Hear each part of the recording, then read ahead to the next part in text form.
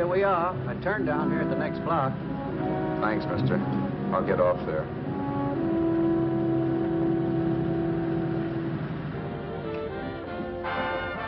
Want anything else? No. Hey, you. Me? Yeah, you. Where you heading? East. Too bad. I thought if you was heading north, I might be able to help you out. I'm pushing the Salt Lake, and I don't like to ride it alone at night. I'm one of those guys that got to talk or I fall asleep. Oh, sure, now, my partner, he's got Lou to keep him company, but I ain't got nobody at all. Where you coming from? West. Yeah, sure, I know, but where, L.A.? Maybe. Got a cousin out in L.A. You don't say. Yeah, he's been out. You're not much of a talker, are you? My mother taught me never to speak to strangers. Oh, a wise guy. So what? Okay, don't get sore. Just trying to be sociable, that's all. Hey, Glamorous. You change for a dime, will you?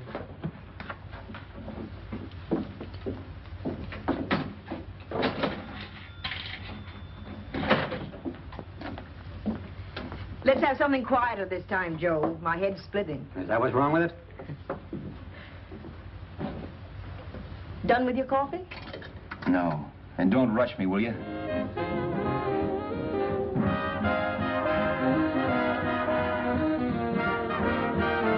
Hey, turn that off. Will you turn that thing off? What's eating you now? Yeah, what's eating you? That music, it stinks. Oh, you don't like it, huh? No, turn it off. Oh, wait a minute, pal. That was my nickel, see?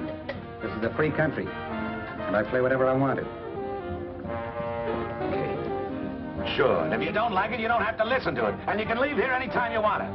Okay. I'm sorry I asked. First good piece played tonight and you don't like it. Some people just ain't got any good taste.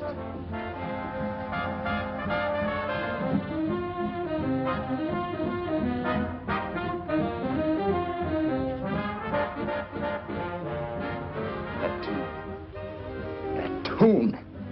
Why was there always that rotten tune? Following me around, beating in my head, never letting up. Did you ever want to forget anything? Did you ever want to cut away a piece of your memory or blot it out?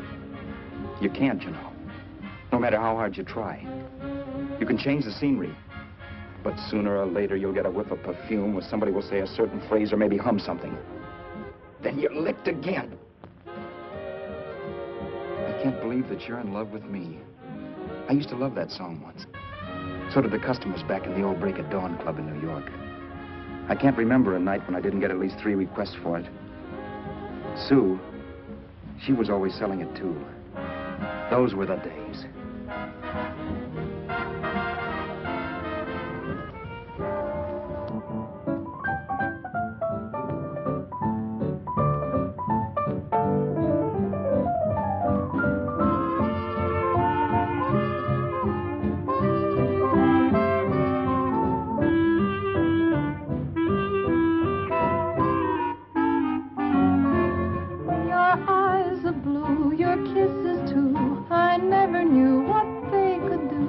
I can't believe that you're in love with me. You're telling everyone you know that I'm on your mind each place you go. They can't believe that you're in love with me. I have always placed you far above me. I just can't imagine that you love me. And after all is said and done, to think that I'm the lucky one, I can't believe that you're in love with me.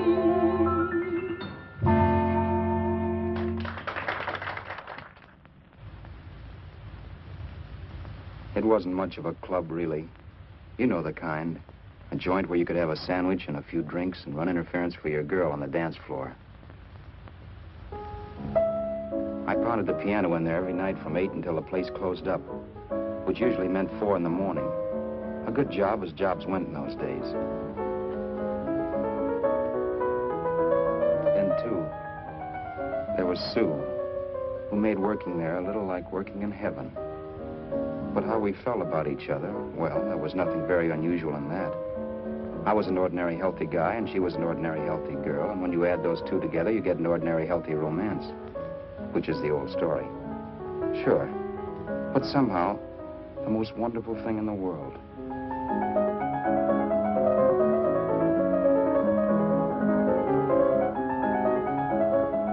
All in all, I was a pretty lucky guy.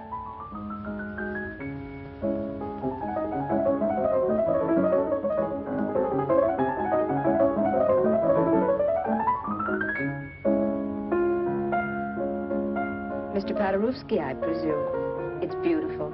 You're going to make Carnegie Hall yet, Al? Yeah, as a janitor. I'll make my debut in the basement. I don't blame you for being bitter, darling, but you mustn't give up hope. Why, someday... Yeah, someday. If I don't get arthritis first. In the meantime, let's blow this trap.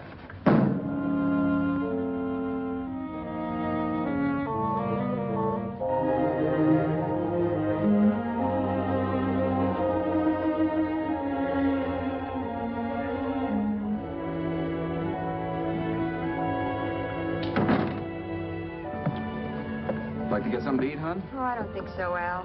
I lose my appetite working in this flea bag. Let's go home. Okay. I can't stand much more of that dump. Did you see that drunk tonight trying to paw me? No, what drunk?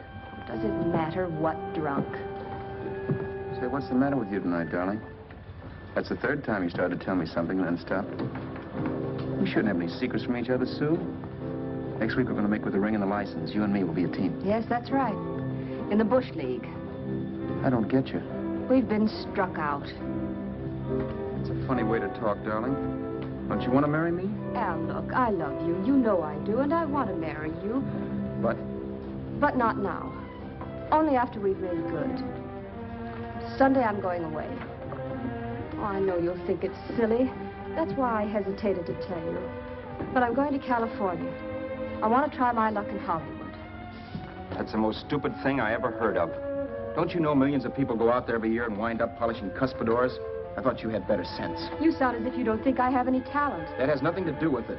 I'll make out all right. Maybe. But what about me? Doesn't it mean anything to you that you're busting up all our plans? We may not see each other for years? It won't be that long. I thought you loved me. I do. You know I do. Well, here we are. Al. Al, why can't you see my side of it? I'm young. We both are, and we've got all the time in the world to settle down. Really, darling, what I'm doing is the only sane thing to do. I hate the thought of being so far away from you, but we'll be together again someday. Maybe you'll decide to come out too later on. So long. Al, aren't you going to kiss me goodnight? Sure. Why not? Good night.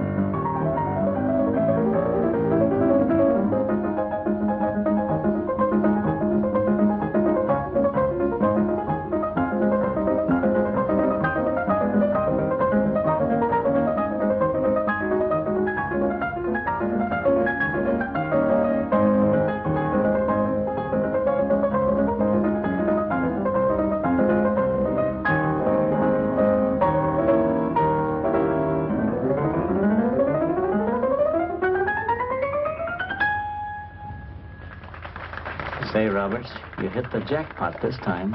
$10. Thanks.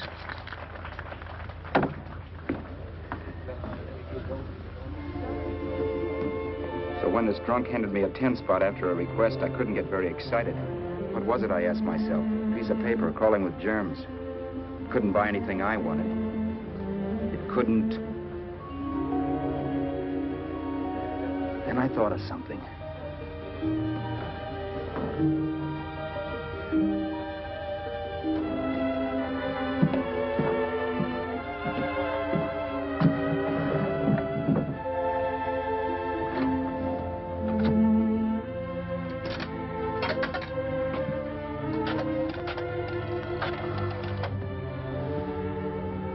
Long distance.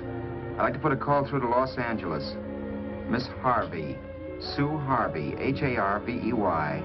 The number is Crestview 65723.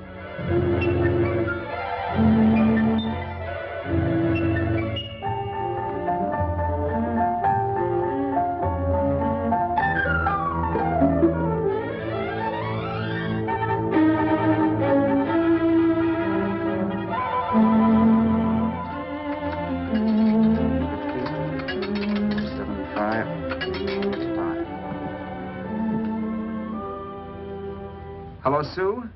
This is Al. Oh, baby, it's great to hear from you, too. What's that? You do? Oh, me too, darling. I thought I'd go batty without you. I just had to... Huh? You're working as a hashlinger? Gee, honey, that's tough. Those guys out in Hollywood don't know the real thing when it's right in front of them. You just stick it out, Sue, baby. Keep going around to those casting offices. I'm sure you'll click. Look, I'll tell you what. You stay put out there, I'll come to you. No, don't try to stop me. Just expect me. Train? Who knows? Train, plane, bus, magic carpet. I'll be there if I have to crawl. If I have to travel by pogo stick. And then, let's get married right away, huh? That's the stuff. That's what I've been wanting to hear you say. Well, goodbye for now. I'll be seeing you soon. Yeah. Bye. The only way I could cross country was to thumb rides. For even after hawking everything, I only had enough money to eat. Money. You know what that is. It's the stuff you never have enough of. Little green things with George Washington's picture that men slave for, commit crimes for, die for. It's the stuff that has caused more trouble in the world than anything else we ever invented. Simply because there's too little of it. At least I had too little of it. So it was me for the thumb.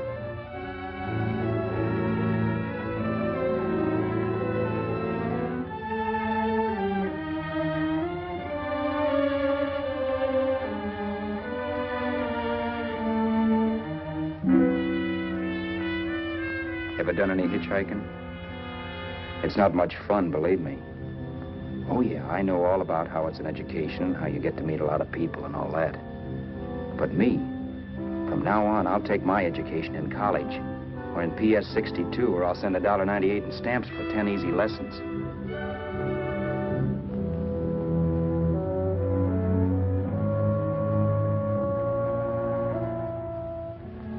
Thumbing rides may save you bus fare, but it's dangerous. You never know what's in store for you when you hear the squeal of brakes. If only I had known what I was getting into that day in Arizona. Here, throw that in the back seat. Okay, let's go. Make sure that door's closed.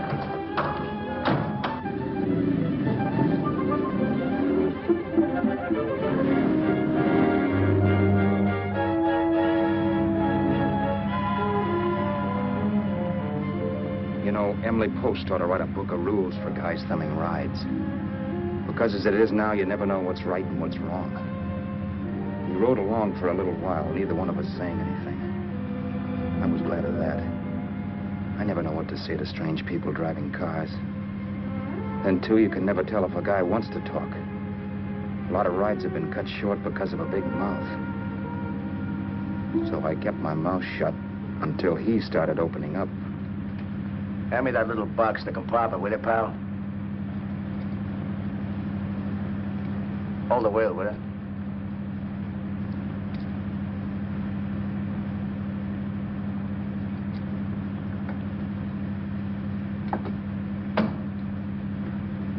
How far are you going? L.A.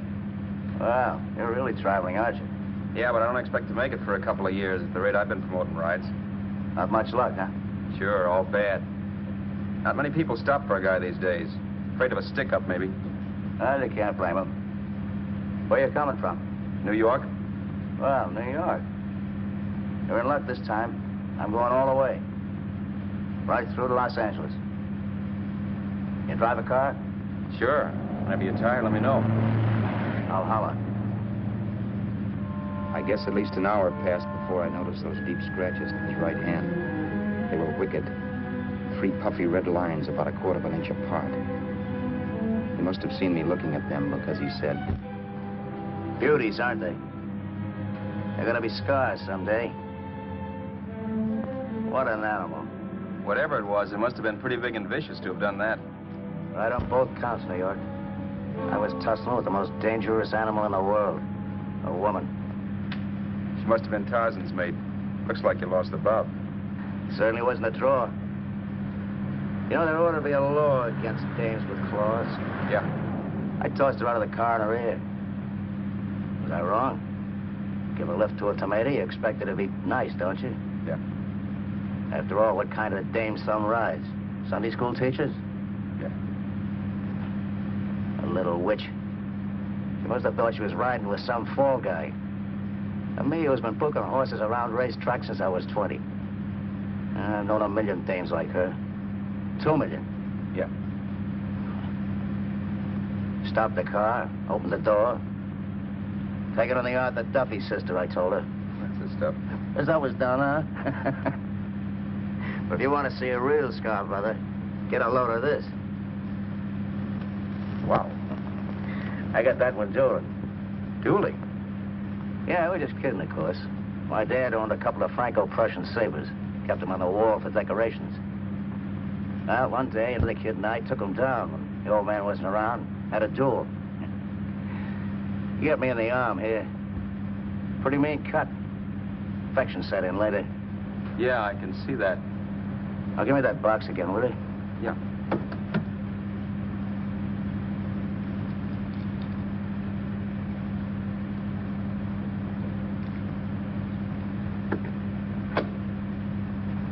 Pain made me lose my head, I guess.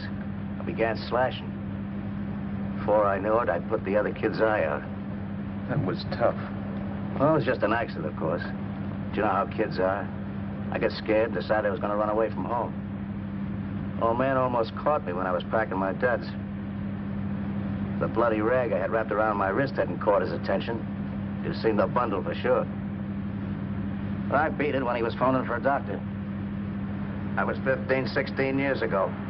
I haven't been home since.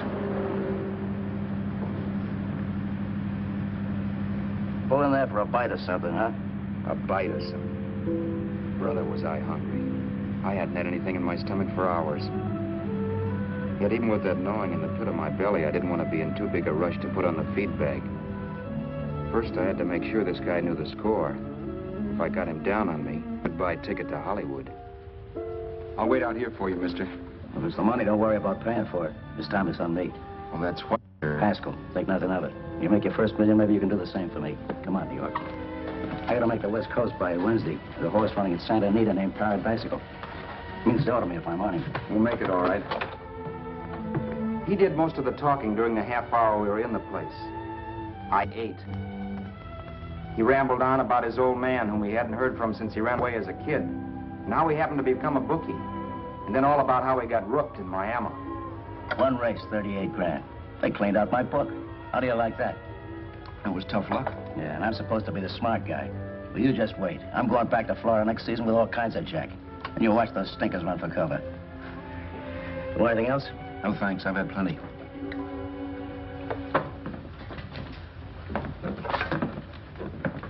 That check there, sister? Oh, just a minute. Your change, sir. Keep it, sister. Oh, thank you, sir. Call again. I'll be waiting outside for you when you finish work. Sharp check, huh?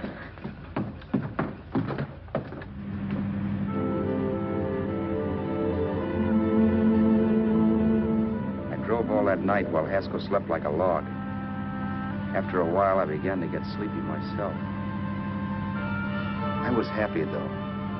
Soon I'd be with Sue again. The long trip was practically over, and there'd be no more hoofing it down the concrete. I began to think of the future, which couldn't have been brighter if I'd embroidered it with neon lights. It was nice to think of Sue shooting to the top. It's amazing what a full belly can do to your imagination. Your eyes are blue, your kisses too. I never knew what they could do. I can't believe that you're in love with me. You're telling everyone you know I'm on your mind each place you go. I can't believe that you're in love with me.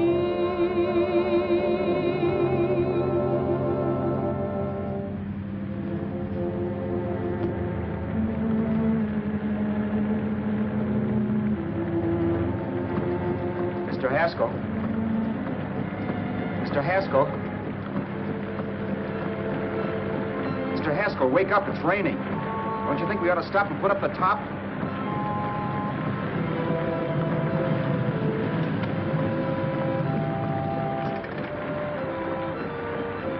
Mr. Haskell, I'm going to put up the top.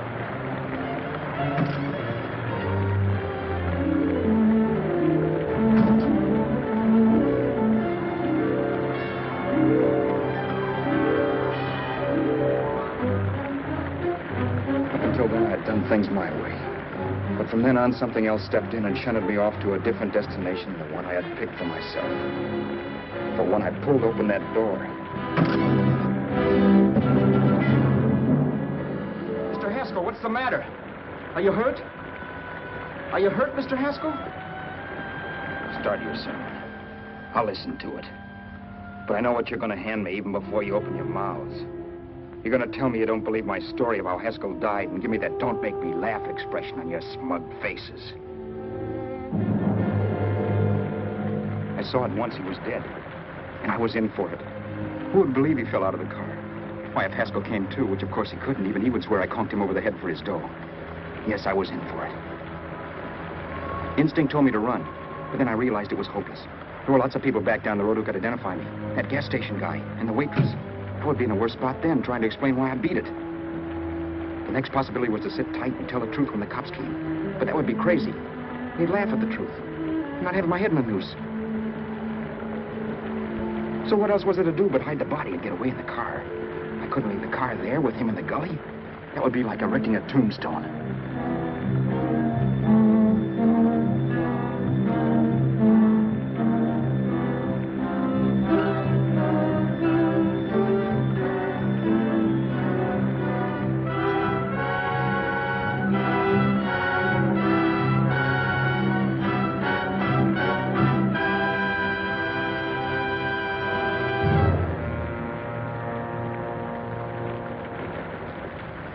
My idea was to cover him with brush, not to rob him. But then I remembered that even if I only drove the car for 100 miles or so, I would need money for gas.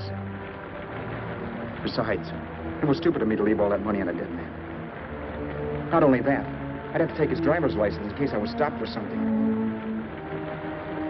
I didn't like to think about it, but by that time I'd done just what the police would say I did, even if I didn't. My clothes. The owner of such an expensive car would never be wearing them. Some cop might pull me in on suspicion.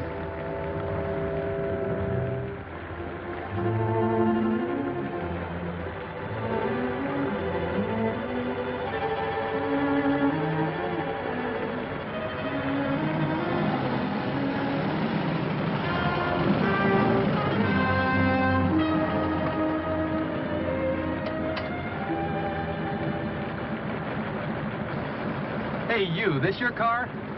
Don't you know better than to leave a car with the wheels halfway in the middle of the road? That's the way accidents happen. I'm sorry, officer. I was just putting up my top. I didn't think. Well, the next time, think. I'll let you go now, but watch your step in the future. I know that's a lonely stretch, but cars come by here once in a while, and we have plenty of crack-ups. Thanks, officer.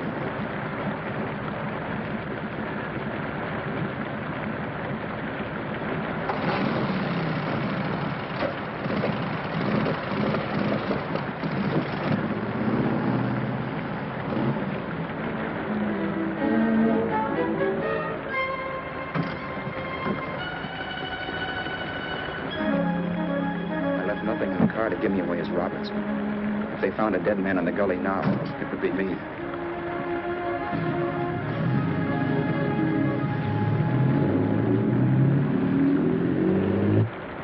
As I drove off, it was still raining, and the drops streaked down the windshield like tears.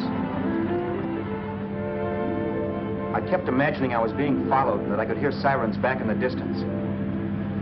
Just how long it took me to cover the 60-odd miles to the California state line, I don't know. I lost all track of time. But the rain had stopped and the sun was up when I pulled up to the inspection station. Hello? Carrying any fruits or vegetables? No. Any livestock or poultry? No. I'd like to see your registration and driver's license, please. Anything in the baggage compartment? Just baggage. Charles Haskell, Jr., age 30, brown eyes, dark hair. Identifying marks, none. Are you Charles Haskell, Jr.? Yes. Well, remember, if you're employed and you stay over 30 days, you take out California plates. All right, officer, but I'll only be in the state a short while. Right, you can go now.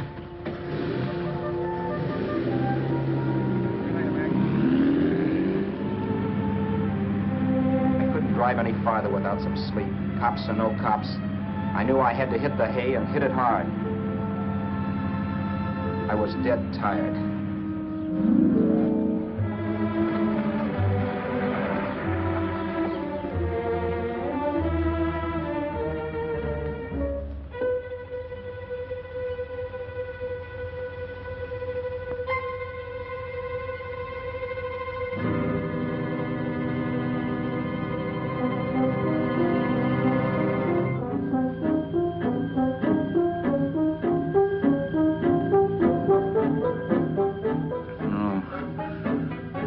Mr. Haskell.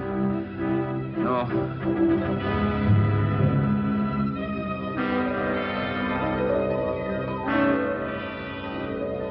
Mr. Haskell, you can't die.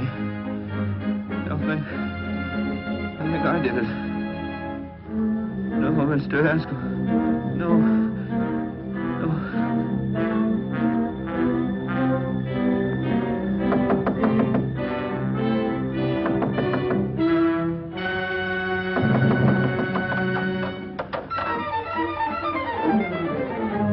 There? It's the maid. Can I come in and clean? Later. In a half hour. All right, sir.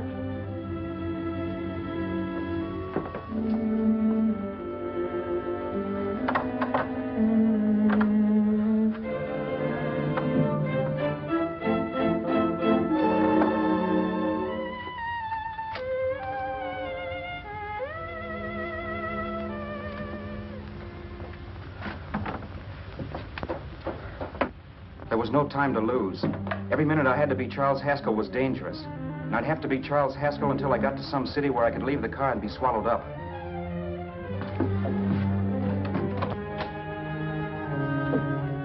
That meant driving the car as far as San Bernardino, maybe even to Los Angeles. In a little town, I might be noticed, but in a city, I should be safe enough. Then, after I ditched the car, I could go on to Sue. But those 5 minutes at the state line made me realize it might be a good idea to find out a little bit about Mr. Haskell. Then if anybody asked me questions, I could give the right answers. The first thing I found out was that I had $768. This was a lot of jack, but believe me, it was the kind of money I'd rather not have.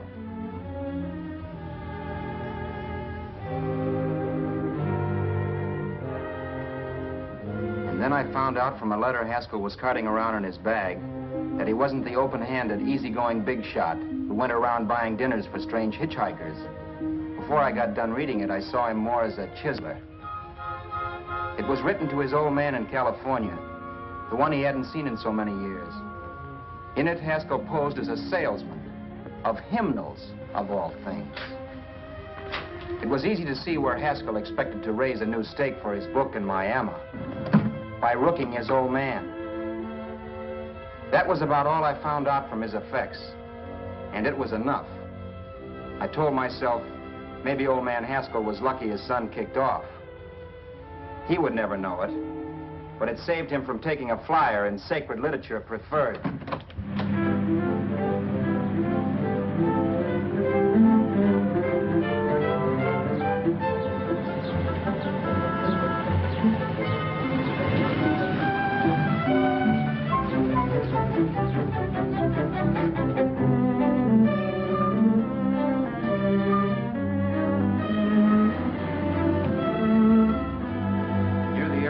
Desert Center, I pulled up for water. There was a woman. Hey, you! Come on if you want to ride.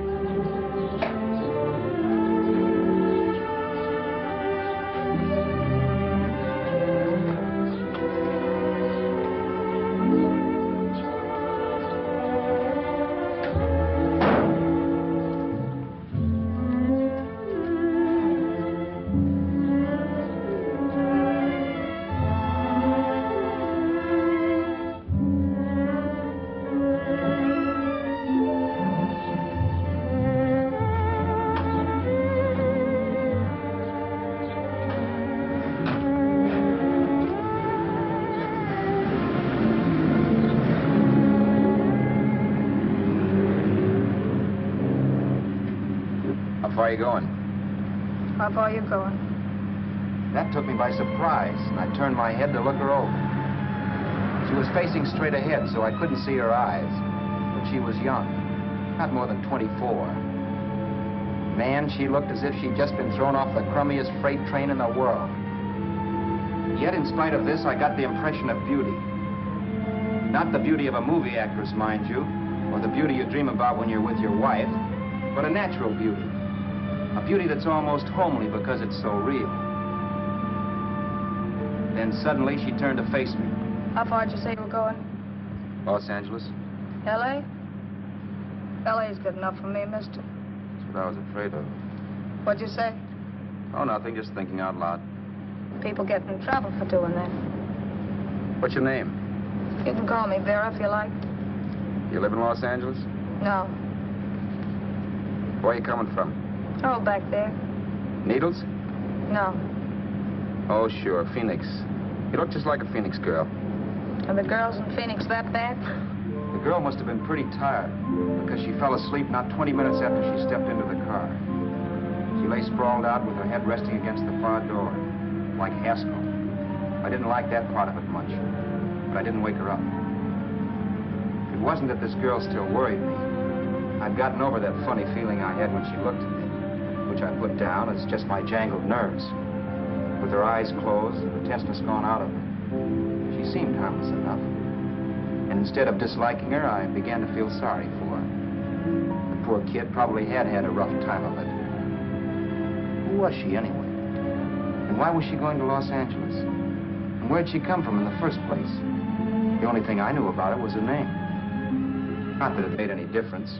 A few hours more and we'd be in Hollywood. I'd forget where I parked the car and look up Sue. This nightmare of being a dead man would be over. Who this dame was, well, it was no business of mine. Where did you leave his body? Where did you leave the owner of this car? You're not fooling anyone. This buggy belongs to a guy named Haskell. That's not you, mister. You're out of your mind. That's my name, Charles Haskell. I can prove it. It's my driver's Save license. yourself the trouble, mister. Having Haskell's wallet only makes it worse. It just so happens I rode with Charlie Haskell all the way from Louisiana. He picked me up outside of Shreveport. You rode? You heard me. Then it all came back to me. All the talk about dueling and scars and scratches. There was no doubt about it. Vera must be the woman Haskell had mentioned. She must have passed me while I slept. Well, I'm waiting. My goose was cooked. She had me. That Haskell guy wasn't dead yet. He wasn't stretched out stiff and cold in any Arizona gully. He was sitting right there in the car, laughing like mad while he haunted me. Well? There was nothing I could say. It was her move. Vera, whatever her name was just my luck picking her up on the road. It couldn't have been Helen, or Mary, or Evelyn, or Ruth. It had to be the very last person I should ever have met. That's life. Whichever way you turn, fate sticks out a foot to trip you.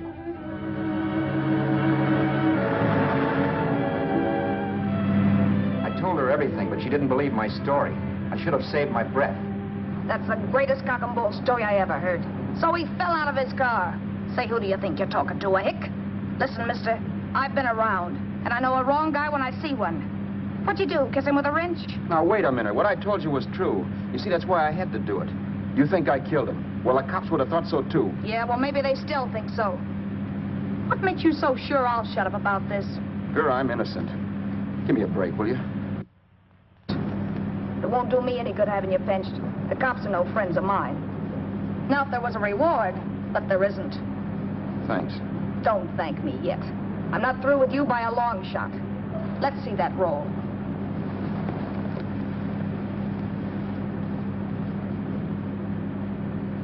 Is that all Haskell had? Isn't it enough? No, I thought he had more.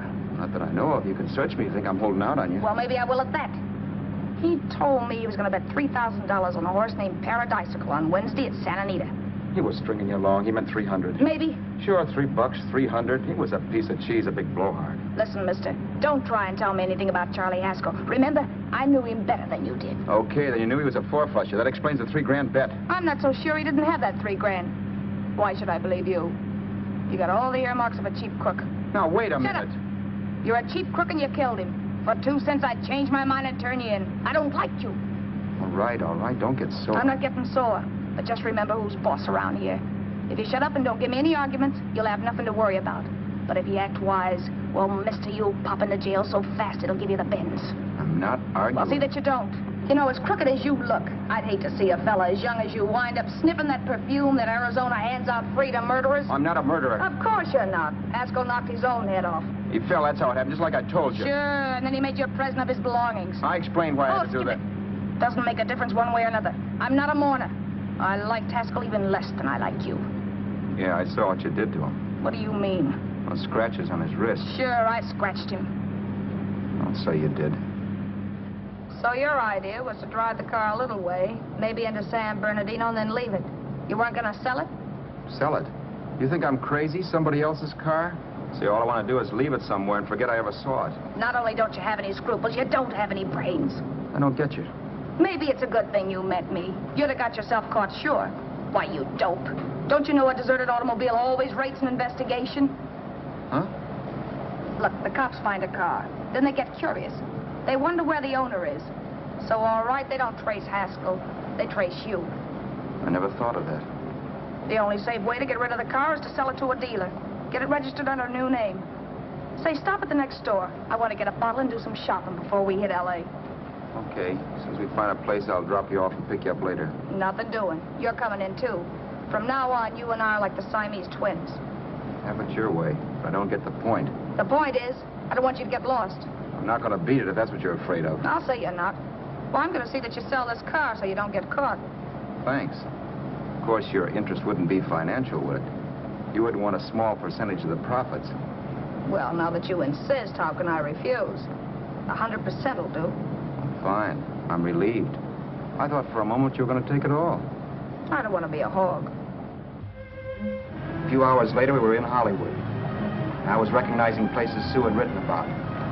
It struck me that far from being at the end of the trip, there was a greater distance between Sue and me than when I started out. Vera wasn't kidding with that Siamese twins crack. She rented a little apartment as Mrs. Charles Haskell. When I objected to this, she explained that it was on account of the car. A dealer might think something was funny if he called and found we were using different names.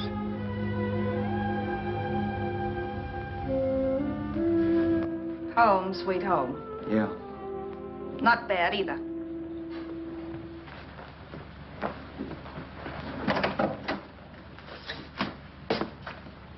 In case there's any doubt in your mind, I'll take the bedroom. Yeah.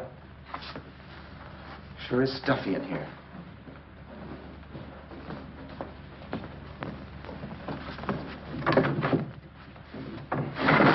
Keep the window shut. Okay.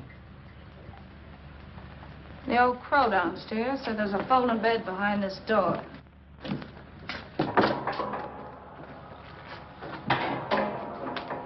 You know how to work it? I invented it. Some joint. One can't have everything.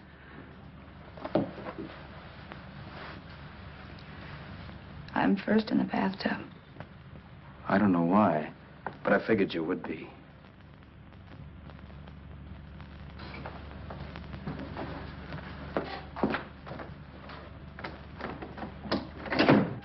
Boy, oh boy. It sure feels good to be clean again. I must be 10 pounds lighter.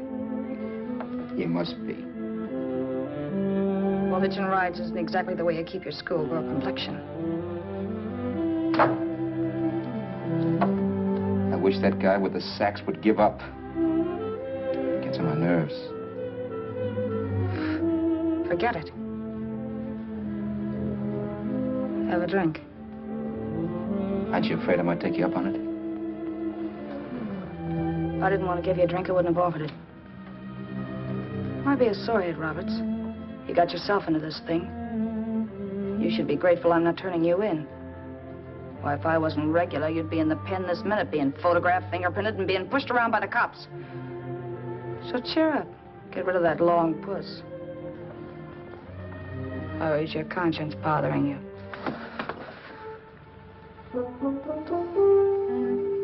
No. It isn't. Swell. That's the spirit. He's dead and no moaning around will bring him back. Anyway, I never could understand this worrying about something that's over and done with. Now look, Vera, for the last time I didn't kill him. Haskell was a sick man. Maybe he was dead before he fell out of the car. I don't know. Sure. He died of old age. All right. So if it'll make you sociable, you didn't kill him.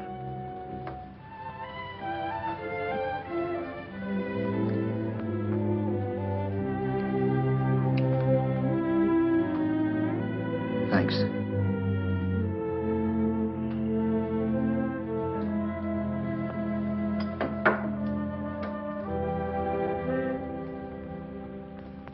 We're out of liquor, Roberts.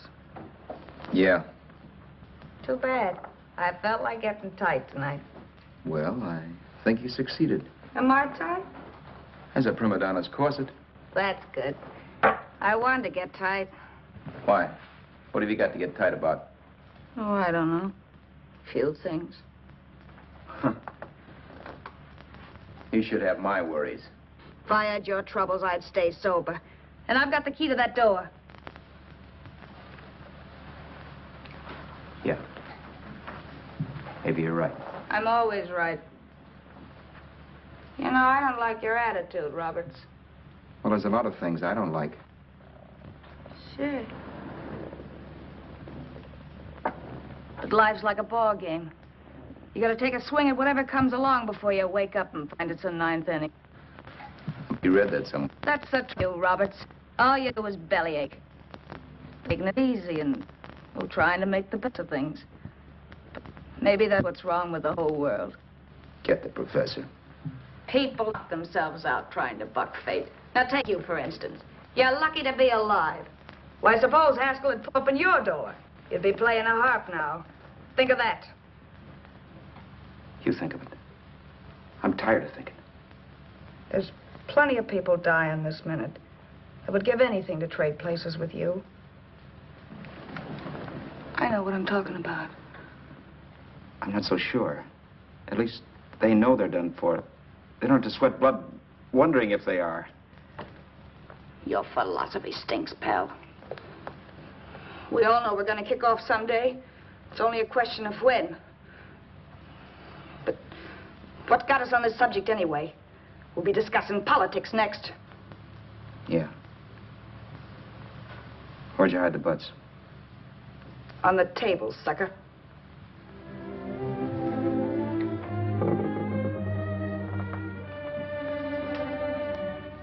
We bored each other with conversation for a couple of hours longer. Every 5 minutes, one of us was wishing we had another bottle or a radio or something to read. Then finally, we ran out of chatter. I know it's only 11 o'clock, but I want to get up early and make the rounds of the used car lots. No hurry about that. We got all the time in the world.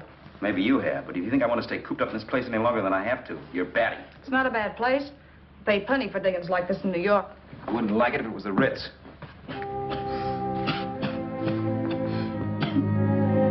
brought me liquor.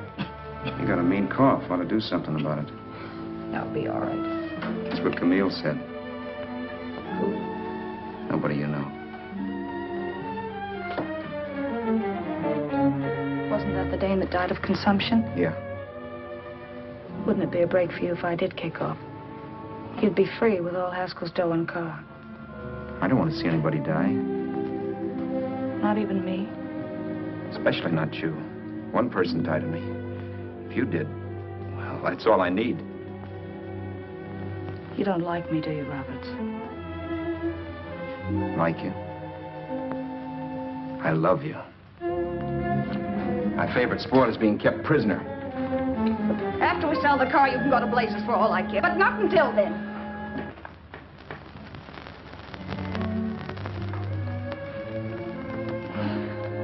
I'm going to bed.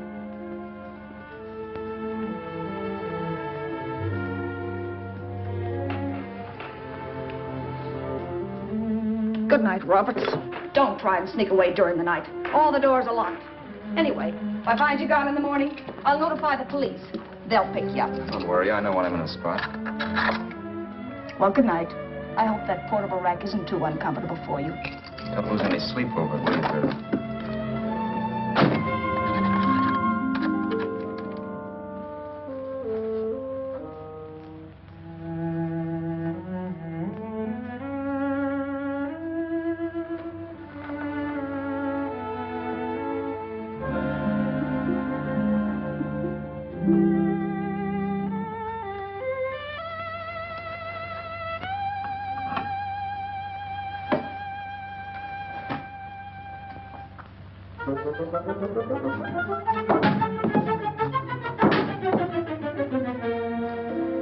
Crestview.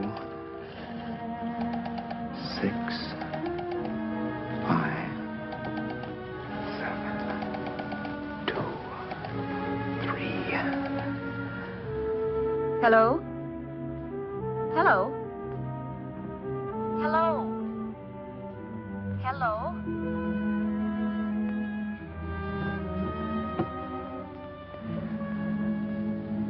No. Not yet, darling. Tomorrow. Maybe.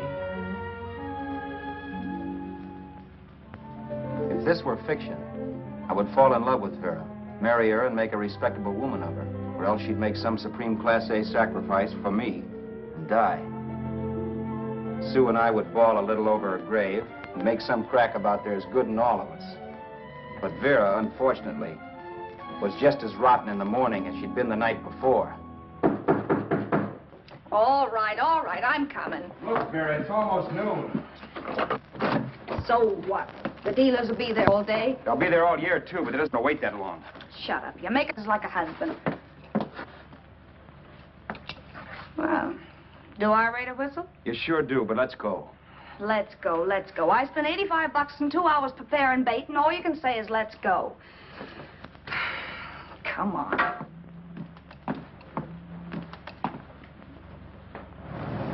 We passed a few used car lots last night down this way. What do you think we can get for this heap? I don't know. Plenty. You let me handle everything. Think we can get $2,000? I don't know, but don't worry. I'll squeeze as much out of this guy as I can. If I let it go cheap without a fight, he might think we've stolen the car.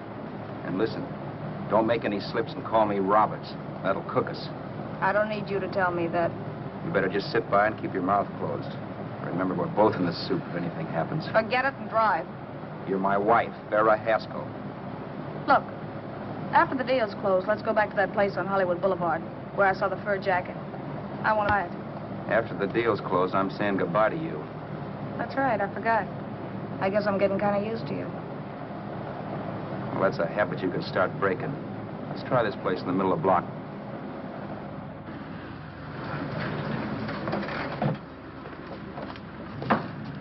Good afternoon. What can I do for you? We're interested in selling a car. If the price is right. Well, if it's in good mechanical condition, it should blue book for about $1,600. Tony, take a look at this motor. 1,600. Are you kidding?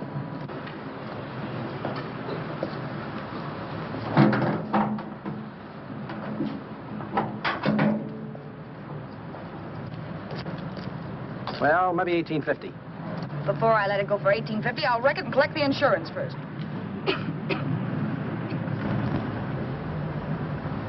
Lady, this motor's seen a lot of driving.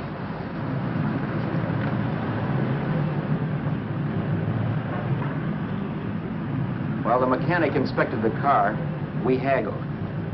At last, when we were all worn out, we hit a compromise. His price.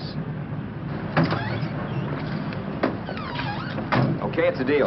All right, come in, we'll sign the papers. I have the ownership papers right here with me. Look, Vera, in the meantime, will you clean the dash compartment? There may be some stuff in it. All right, darling. $1,850. That dirty crook.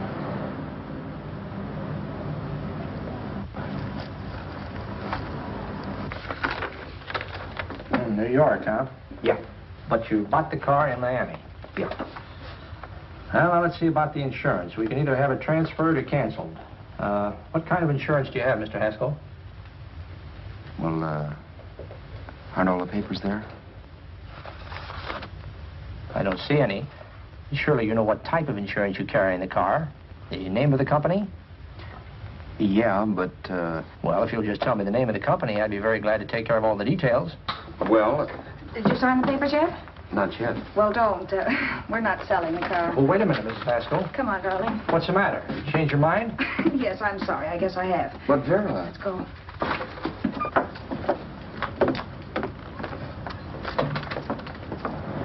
You got me out of a tight spot, Vera. But I still don't understand all this. You will in a minute. I almost threw away a gold mine. 1850 isn't to be sneezed at. The car doesn't book for as much as I thought. We're not selling the car. You want to keep it. Now, wait a minute, Vera. You said yourself I wouldn't be safe until the car was in someone else's name. I'd like to be free of this mess when I go. That's just it, Roberts. You're not going. There's a drive-in at the next corner. Pull in there and we'll get a bite to eat. And I'll explain. What is this, another one of your brilliant ideas?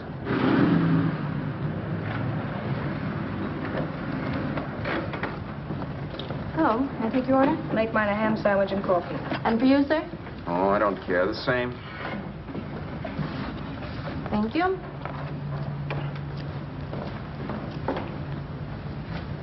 Get this, Vera. I've been pretty patient so far. I've done everything you asked me to do, but no more. Shut up. You've taken Haskell's money. And you can have the dough we get from selling the car. But you're not going to keep me a prisoner. It's a good thing I bought the paper. Take a look at that. Vera, I'm in no mood. Read that.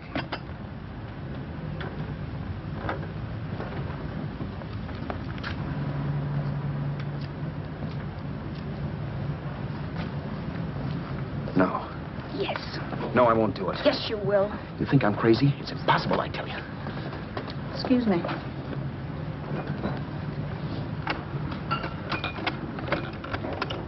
Blow the horn when you're through.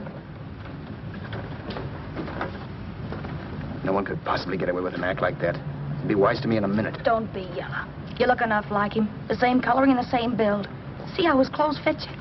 No kidding, you almost had me fooled for a while. Oh, grow up, Vera. Don't you think a father knows his own son? And there must be other relatives. The father won't have to know you. We'll wait till he gives up the ghost. He's an old geezer and he won't pull through. And as far as other relatives are concerned, they haven't seen you in 15 or 20 years. Eat. I'm not hungry. And I won't do it. It's not as tough as it sounds. Remember, you've got all kinds of identification. His car, letters, license. I could never get away with it. It's the stupidest thing I've ever heard. The old boy has scads of dough. Look in the paper there. Personal fortune assessed at over $15 million. He'll leave plenty, I tell you. Maybe he cut off his son. How do we know? It's out, Vera. I won't have anything to do with it. I think you will. Look, Vera, I'll do anything within reason. But not that. So forget it. Find yourself another stooge. You sap. You'll be fixed for the rest of your life as Charlie Haskell. You can take your inheritance and go away. No more worrying about the rent, no sweating, scheming, wondering where your next meal's coming from. Think about that, Roberts. Vera, please, you're talking too loud. On this, I'm splitting 50-50 with you. Sure, why not? We're both alike, both born in the same gutter. Now, take it easy, Vera. There's people around here. You don't know what you're talking about. We'll wait till we read that old man Haskell's dead. Then you show up. Like you read in New York that he was sick. No. Suppose he doesn't die. He will. I know he will. Something tells me. But as much as I insisted I would have no part of her scheme, Vera was taking it for granted I would. Neither of us had our mind on the cards as we played that night. I knew we were just trying to kill time between newspaper editions. This was a death watch for Vera. Maybe it was for me, too. Don't you realize if I'm caught, they'll want to know where I got the car and stuff, and they'll have me on a murder charge. If you're smart, you won't get caught. I knock for 7. And if I'm caught, don't you realize you'll be out, too? 18 points. That gives me 30. How will I be out? You'll be out $1,850 we would have gotten on the car. Really, Vera, you'd be an awful chump if you threw away all that dough on a dizzy long shot. Let me sell the bus tomorrow. With the money it'll bring and what you've already got, a clever kid like you can run it up in no time. Then we'd both be in the clear. I'll be in the clear anyway. Maybe. Maybe. But if I got caught, I'd get good and sore at you, you know. You mean you'd squeal? Well, no, not squeal exactly. Never mind what you meant. Even if you did tell the cops I was in on it with you, what could they do to me? They might give me the same medicine they gave you. Yeah. A rope. But I'm on my way now. All they'll be doing will be rushing it. All right. But think of the $1,850 you'd lose. You'd kick yourself along the block and let it get away from you. I'll take the chance. Want another drink? You're being a goon. That's the way people wind up behind the 8 ball. Once they get a few dollars, they become greedy and want more. My. Caesar. Who? You know that Roman general? He got his for being greedy. He wasn't satisfied, so the final wind-up was he took the count. A couple of days ago, you didn't have a dime. Why, you were so broke you couldn't pay cash for a postage stamp. Now you've got almost $700 with $1,850 in the offing. Take my advice. Don't try for more. I'm tired of this game. Let's have some blackjack. Play solitaire. Okay, I will if that's the way you feel about it. That's the way I feel about it. Getting sore and throwing things won't help much, Roberts. I'm really doing you a favor. I help you out of a jam by keeping my mouth shut. I show you how to make some soft money. And what thanks do I get? Thanks. Sure. Or would you rather call the cops and told them you killed the man and stole his money? I didn't kill anybody. Yes, you did. No, I didn't. You know I didn't. All right, then. Suppose I call the cops. If you're innocent, what do you got to be scared of? Okay. Call them, you mutt. Go ahead and call them, see if I care. At least they'll give me a square deal. You want me to call them? You heard me. But I'm warning you. If I'm pinched, I'll swear you were in on it. I'll say that you helped me. If I fry, I'll get even with you. You wouldn't dare. You didn't. Yeah? Then try it and see. Call them. Yeah. Okay, I will.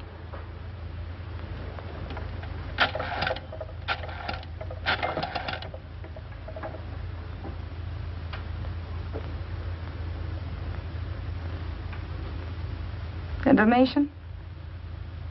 I want the number of the Hollywood police station. Okay, I got it. Thanks. Wait a minute, Vera. You wouldn't do that. Well, wouldn't do that, and I'll show you if I would. Take it easy now. Let's talk this over. This was early in the evening, and the conversation, while hectic, was at least pitched low. But as the minutes passed, and more obstacles to her plan popped into my head, the air got blue. Each word coming from our lips cracked like a whip. I reminded her that as Charles Haskell, I didn't even know my mother's name, where I'd gone to school, the name of my best friend, whether I had an Aunt Emma or not, my religion, and if I'd ever owned a dog. I didn't even know what my middle initial stood for. I also pointed out that the real Haskell had a scar on his forearm. His people never saw that scar. He told me he ran away right after putting out the kid's eye. Yeah, but his father knew he was cut. It'd have to be some kind of a mark. So what? The old man's dead, or will be. I hope by tomorrow morning's papers. Anyway, you could cut yourself a little, couldn't you? Boy, for that kind of dough, I'd let you cut my leg off. You're drunk and you're crazy mad, Vera. Turn me in if you want to, but I won't get mixed up in this. Besides, how do we know Haskell was such a phony? Maybe it wasn't the man's son at all. Maybe he just dreamed it up. Well, dreaming or not, you won't be dreaming when the law taps you on the shoulder. There's a cute little gas chamber waiting for you, Roberts. And I hear extradition to Arizona's a cinch. Where's that phone? Vera! Leave me alone. Vera! Here. I want a phone. Call police. I hate you yellow stinker. You leave me alone. I'll let you alone when you promise to leave the phone where it is. You're drunk. You don't know what you're doing. You're hurting me. Will you promise? All right.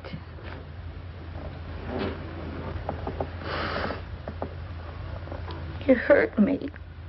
I'm sorry, but... And it's hot in here. Open up a window. It's not hot. Don't tell me. Now, do you do it or do I do it? You're no gentleman, see? Yeah. All right. I'll open up the window.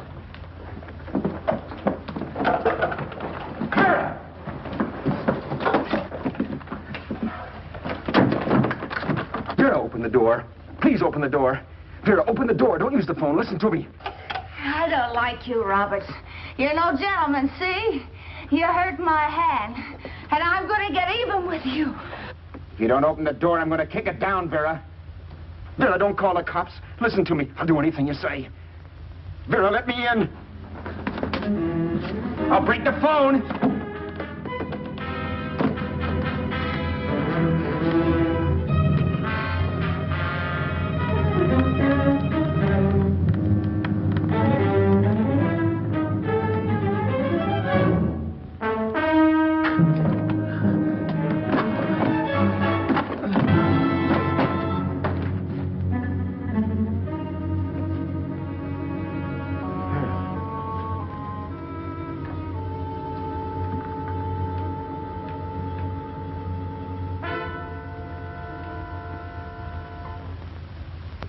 The world is full of skeptics. I know. I'm one myself. In the Haskell business, how many of you would believe he fell out of the car? And now, after killing Vera without really meaning to do it, how many of you would believe it wasn't premeditated? In a jury room, every last man of you would go down shouting that she had me over a barrel and my only out was force. The room was still. So quiet that for a while I wondered if I had suddenly gone deaf. It was pure fear, of course. And I was hysterical, but without making a sound. Vera was dead, and I was her murderer. Murderer. What an awful word that is. But I'd become one.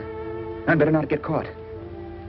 What evidence there was around the place had to be destroyed. And from the looks of things, there was plenty. Looking around the room at things we'd bought was like looking into the faces of 100 people who had seen us together and who remembered me. This was the kind of testimony I couldn't rub out. No. I could burn clothes and hide bottles for the next 5 years.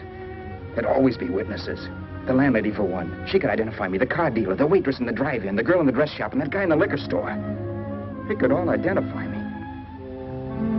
I was cooked. Done for. I had to get out of there. While once I'd remained beside a dead body, planning carefully how to avoid being accused of killing him, this time I couldn't. This time I was guilty. I knew it. Felt it. I was like a guy suffering from shock. Things were whirling around in my head. I couldn't make myself think right. All I could think of was the guy with the saxophone and what he was playing. It wasn't a love song anymore. It was a dirge.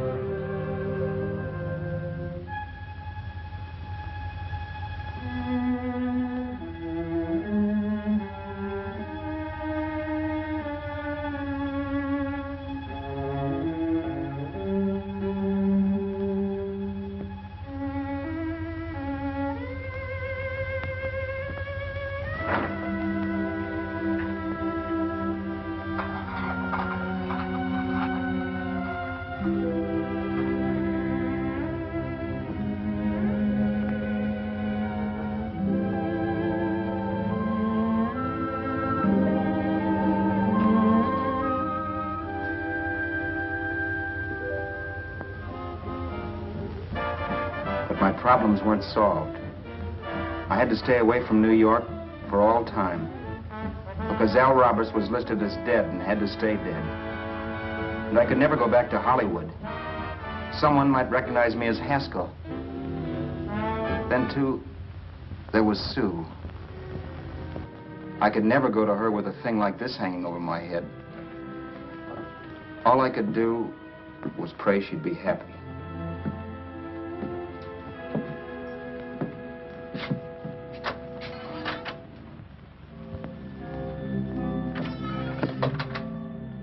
I was in Bakersfield before I read that Vera's body was discovered, and that the police were looking for Haskell in connection with his wife's murder. Isn't that a laugh? Haskell got me into this mess, and Haskell was getting me out of it. The police were searching for a dead man. I keep trying to forget what happened, and wonder what my life might have been if that car of Haskell's hadn't stopped. But one thing I don't have to wonder about. I know. Someday a car will stop to pick me up that I never thumbed.